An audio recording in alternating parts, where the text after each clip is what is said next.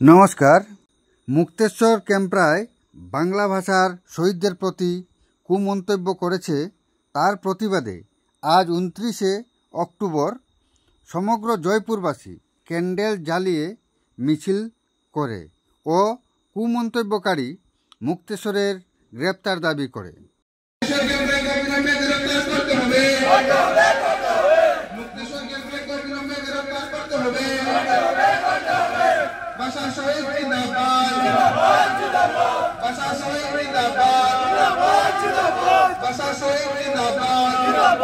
এই প্রতিবাদী মিছিলের পর প্রতিবাদী বক্তব্য রাখেন প্রদীপ পাল মহাশয়, বাহারুল ইসলাম মহাশয় ও সৌরভ দাস মহাশয়।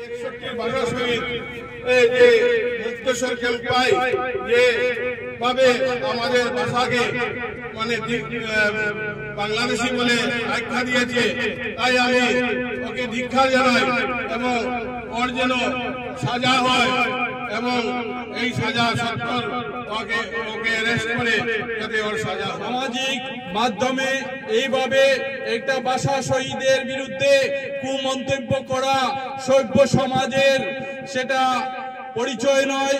তাই এই মুক্তেশ্বর ক্যাম্পের বিরুদ্ধে আসামের বিভিন্ন থানায় যে অভিযোগ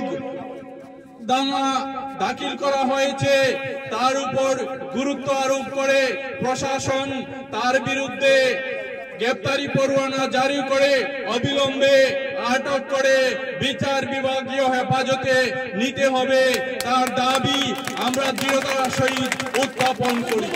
আমরা প্রতিবাদের ভাষা ভুলে গেছি, কিন্তু আজকে সেই আমাদের পরিক্রমা, সেই আমাদের আন্দোলন, সেই তা প্রমাণ করিয়ে দিচ্ছে যে আমাদের এখনো আমাদের নারীর টান আমরা ভুলিনি।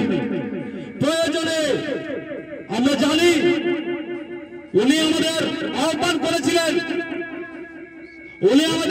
করেছিলেন, আমি নাম বলবো না, আপনারা সবাই বুঝতে পারবেন।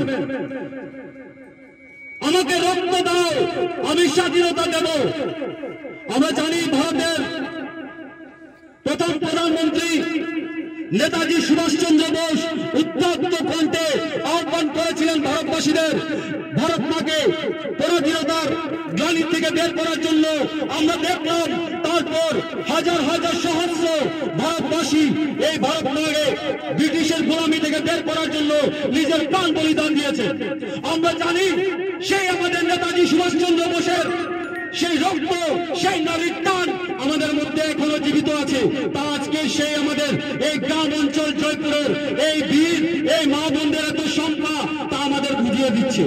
কারণ আমরা জানি এই মা কাকিরা যদি ঘর থেকে না বেরোন, ওনারা যদি ঘর থেকে আমাদের না বেরোতে দেন, তাহলে সবচেয়ে কম বয়সে ভারতবর্ষের বিপ্লবী যদি আমরা দেখি এক হিন্দু বাঙালি ঘরের সন্তান ক্ষুদিরাম বসু, উনি একবার বিদায় দেওয়া ঘুরে আসি, হাসি হাসি পর্ববাসী দেখতে ভারতবাসী এই গানকে ভারত মায়ের জন্য নিজের ফাঁসির মালা পরিধান করে আজ আমাদের মুক্ত করেছেন। কিন্তু আজ আমাদের অস্তিত্ব নিয়ে প্রশ্ন উঠছে। আমরা জানি ভারতবর্ষের নোবেল পেয়েছেন আমাদের কবিগুরু। যদিও আজকে এটা বিষয় না, কিন্তু আমাদের রেফারেন্স টানতে হবে। আমরা ইতিহাস ভুলে গেছি, স্বামী বিবেকানন্দ বলেছেন আমাদের অতীত জানতে হবে। আমরা যদি নিজের অতীত না জানি, তাহলে আমরা নিজের ভবিষ্যৎ আমরা করতে পারবো না। আমাদের অতীত জানতে হবে। আমরা কেউ শুধু এখন আজকের দিনে সবাই বলে আমার শরীরে অমুক আছে, তমুক আছে। আমাদের শরীরে কোনো চিরি নদী লাঙ্গা চড়ার জল বইছে না, আমাদের শরীরে রক্ত বইছে। তোমরা আমাদেরকে যতই বাংলাদেশি, যতই আমাদের একাদশ ভাষা শহীদের অপমান, আমরা তা মেনে নিতে পারবো না।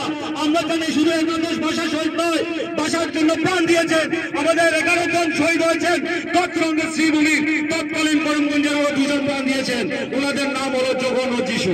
আমরা অনেকেই জানি আজকে ওদের সেই বিপ্লবী সেই আমেরিকার চিকাগো শহরে দাঁড়িয়ে 30 বছর বয়সে উত্তপ্ত কণ্ঠে সমগ্র বিশ্বের সম্মুখে দাঁড়িয়ে বলেছিলেন গর্বের সাথে বলো আমি হিন্দু। আজকের দিনে আমাদেরকে হিন্দুত্ব যদি বজায় থাকতে হয় তো সেই বাঙালি হিন্দু কুলের সন্তান স্বামী বিবেকানন্দ আমাদের শিখিয়ে গেছেন যে প্রতিবাদ করতে।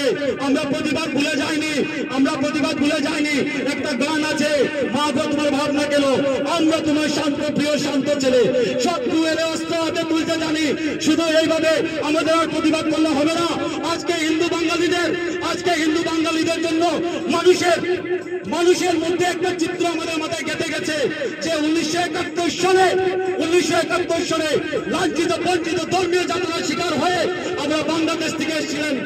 যারা এসেছিলেন আমাদের মাথায়, আমাদের মা বোনদের মাথায় সিঁদুর ভালোভাবে ছিল না, সিঁদুর পুরোপুরি লেপটানো ছিল। মাথার মধ্যে একটা ব্যাগ নিয়ে, হাতে বাচ্চা নিয়ে সেই দিন যাতে আমরা না বলি। আমাদের মধ্যে সেই বিপ্লবী চিন্তাধারাকে বাঁচিয়ে রাখতে হবে। আর কিছু না বলে এখানে আমার সংক্ষিপ্ত বক্তব্য শেষ করলাম। জয় হিন্দ, ভারত মাতা কি, ভারত মাতা কি, ভারত মাতা কি, ভারত মাতা কি। প্রতিবাদী বক্তব্যের পর মুক্তেশ্বর ক্যাম্পরায়ের কুশপুতুল জ্বালিয়ে ধিক্কার জানানো হয়।